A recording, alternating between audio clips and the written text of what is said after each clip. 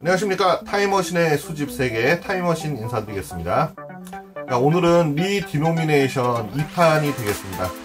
지난 시간에는 우리나라의 리디노미네이션에 대한 역사에 대해서 잠시 알아봤고요. 오늘 이 시간에는 세계 다른 나라들의 리디노미네이션이 어떤 식으로 흘러왔는지 잠깐 한번 알아보도록 하겠습니다. 내용 궁금하시다면 여러분들 끝까지 영상 시청 부탁드리겠습니다.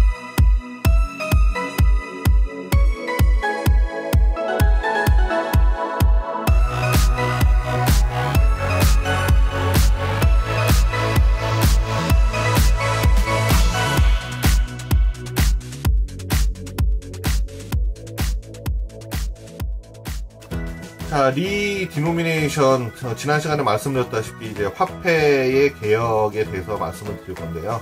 이 화폐의 개혁은 여러 가지 종류가 있는데, 예를 들어 신권 그 디자인이 바뀌어서 그 발행을 하는 것도 사실은 화폐 개혁의 넓은 의미에 들어갑니다. 하지만은 이제 큰 목적은 액면가를 평가절하해서 이렇게 조정을 해서 한다거나, 그러면은 굉장히 이제 큰 격차를 둬서 주식으로 말하게 되면은 그러니까 큰 액면 분할로 이렇게 또 쪼개가지고 발행하는 경우도 있잖아요. 그렇듯이 극심한 인플레이션, 하이퍼 인플레이션이라고 그러죠. 이런 극심한 인플레이션이 발생했을 때도 화폐 개혁을 시도를 합니다. 그런데 이 극심한 인플레이션 중에서도 등급이 있는데 아주 절정에 이르는 그 인플레이션을 하이퍼 인플레이션이라고 그러죠. 특히나 이 독일 같은 경우에는 1차 세계대전이 끝나고 난 이후에 1923년이 되겠죠. 1923년에는 이 하이퍼 인플레이션이 최고의 그 절정기에 이르게 됩니다. 그래서 10년 전인 1913년에 비해서 무려 10억 배나 물가 상승이 올라가는 아주 살인적인 그 인플레이션을 겪게 되죠. 그 관련된 자료를 잠깐 한번 보시도록 하겠습니다.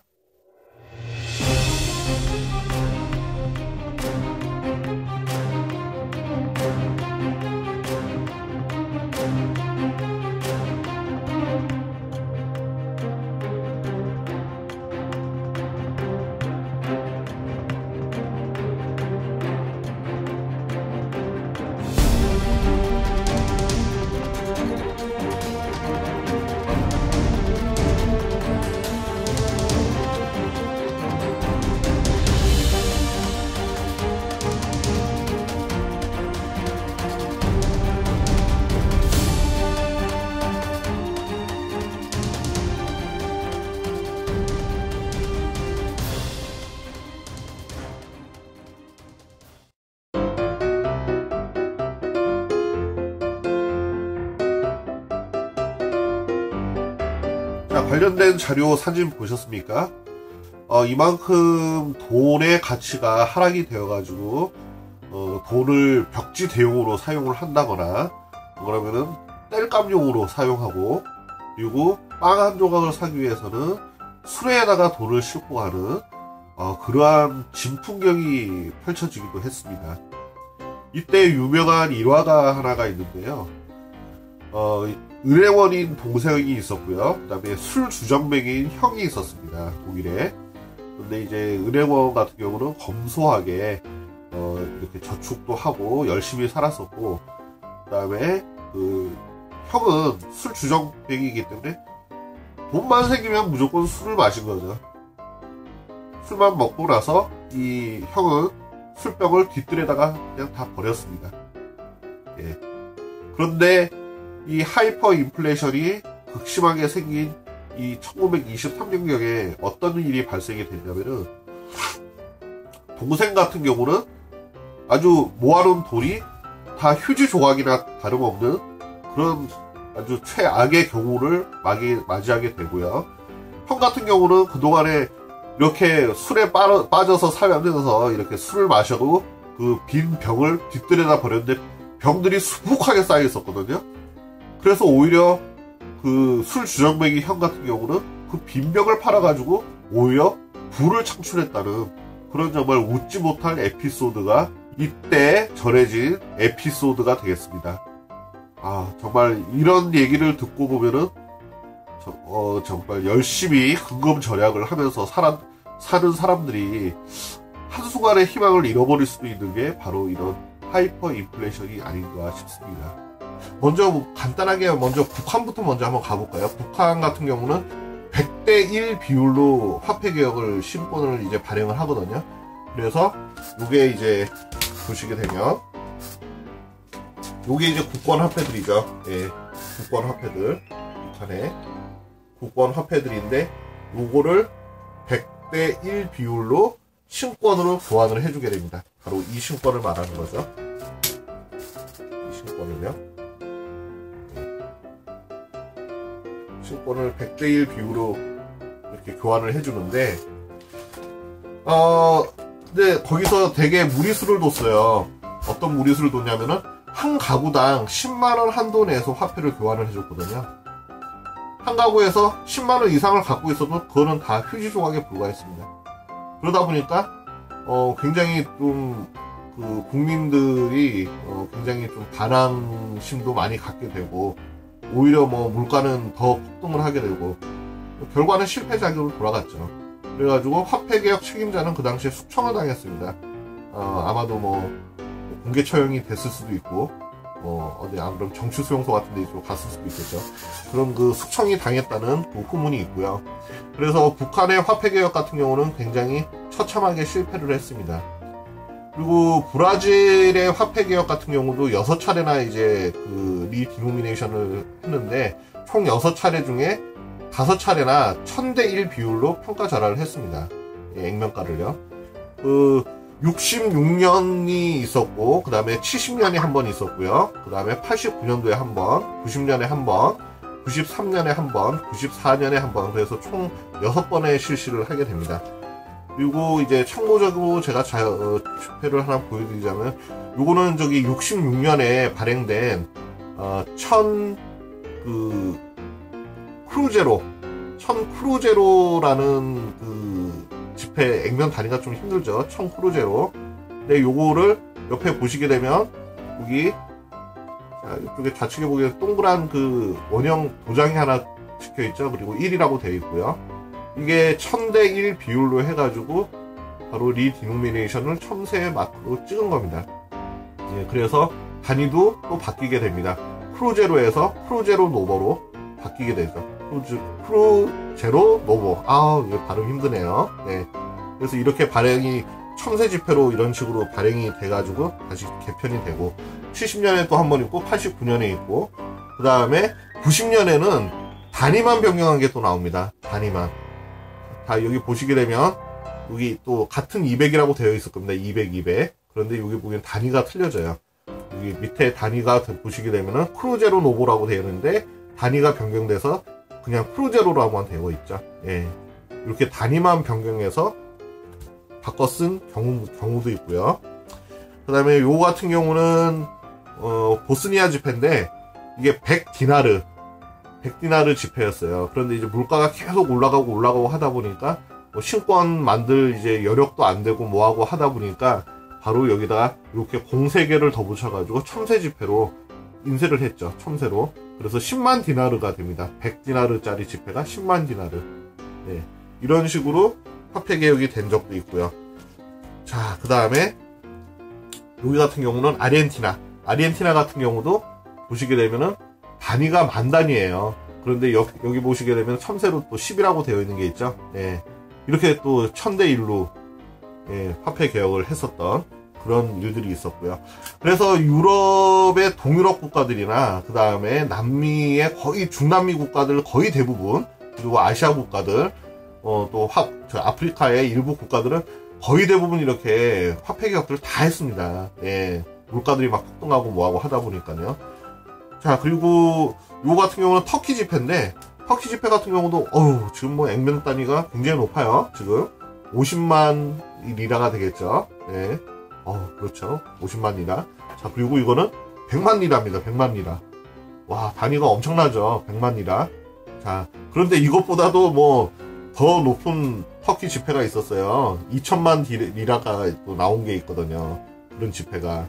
그래가지고 터키 같은 경우도 뭐 살인적인 거의 인플레이션에 견디다 못해가지고 화폐 개혁을 실시를 하게 됩니다. 터키 같은 경우는 굉장히 근데 성공적인 화폐 개혁을 통해가지고 성공 사례에 속하지만은 거의 대부분 모든 나라들이 화폐 개혁을 해가지고 아주 극심한 인플레이션이 더 시달리게 된 경우도 있고, 그 다음에 굉장히 좀 돈에 대한 어떤 신용도가 많이 떨어져가지고 문제가 됐던 경우도 많습니다. 그래서 그 외에도 뭐 흔히 여러분들 알고 계시는 짐바브웨 100조 달러 아시죠? 100조 달러. 100조 달러가 등장해가지고 거의 세계적으로 굉장히 이슈가 많이 됐었던 그런 내용들이 있습니다. 100조 달러를 통해가지고 우리가 느끼는 또 교훈도 많이 받게 되고요. 그래서 최근에 또 베네수엘라 같은 경우도 돈을 막 벽돌처럼 쌓아놓죠. 예, 뭐 하나 이렇게 뭐 바나나를 하나 사더라도 돈을 이만큼 싸가지고 지폐를 가져가야지 그 한 송이 합니다. 한 송이가 아니라 한 개죠, 한 개. 예, 그 정도로 화폐의 가치가 떨어져 있고, 그러다 보니까 화폐 개혁을 베네수엘라 같은 경우도 할 수밖에 없었죠. 그래서 관련 영상들을 한번 좀 보시겠습니까? 한번 보시도록 하시죠. 네.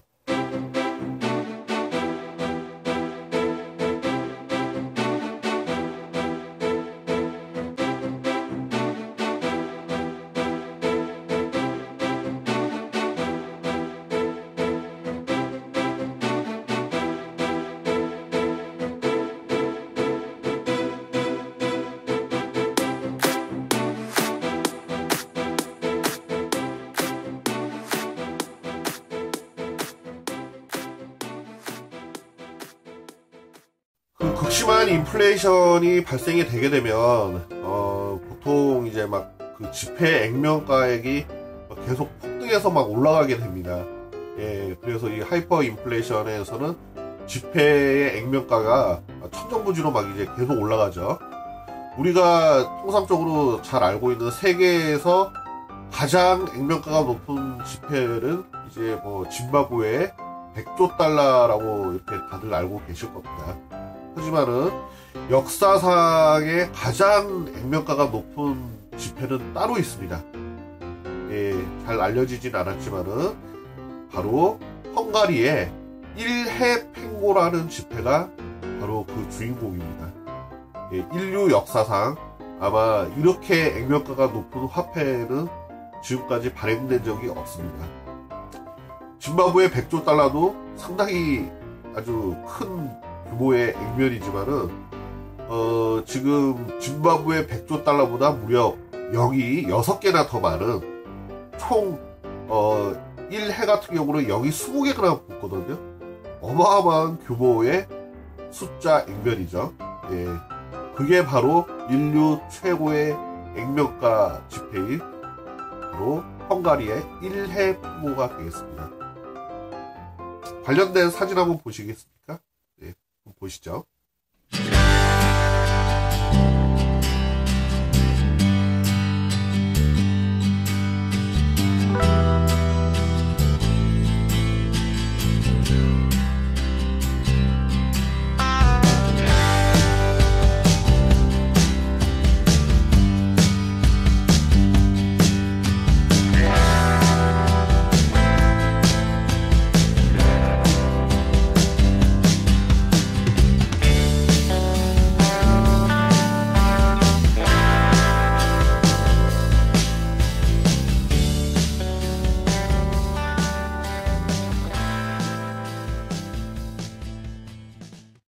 자, 여러분들 어떻게 관련 영상들 보시니까 어떻습니까? 이 화폐의 그 기능이 제 기능을 하지 못하게 되면은 이런 참담한 결과를 낳게 되는 겁니다. 그래서 화폐는 그만큼 신용이 있어야 되고, 또 화폐의 제 역할로서 충분히 역할을 해줘야지만이 순기능으로서 경제가 잘 돌아가는 그런 계기가 될 것 같습니다. 우리나라뿐만 아니라 거의 전 세계 모든 국가들이 화폐 개혁들은 거의 대부분 했거든요. 근데 아직까지도 거의 유일하게 하지 않은 나라가 미국이죠. 네, 미국. 그래서 미국의 달러는 영원하다. 그리고 또는 뭐 미국의 달러만이 세상에서 진짜 돈이다라는 얘기가 그래서 나오는 것 같습니다. 자, 오늘 이 시간에는 세계 속의 그 리디노미네이션이 어떻게 되었는지 좀 간략하게 좀 알아봤고요. 이 리디노미네이션 참 경제학 용어로 굉장히 좀 힘들고 어려운 용어지만은 또 화폐 수집가 입장에서는 또 알고 있어야 되는 그런 단어가 아닌가 싶습니다. 자, 오늘 이 시간은 여기까지 마치도록 하고요. 내용 재밌게 보셨다면 여러분들 좋아요와 구독 신청 꼭 좀 부탁드리겠습니다. 특히 구독 신청 안 하신 분들 구독 무료니까 부담 없이 신청해 주세요. 네, 부탁드리겠습니다. 네. 자, 그러면은 타임머신은 다음 이 시간에 또 뵙도록 하겠습니다. 지금까지 타임머신이었습니다. 감사합니다.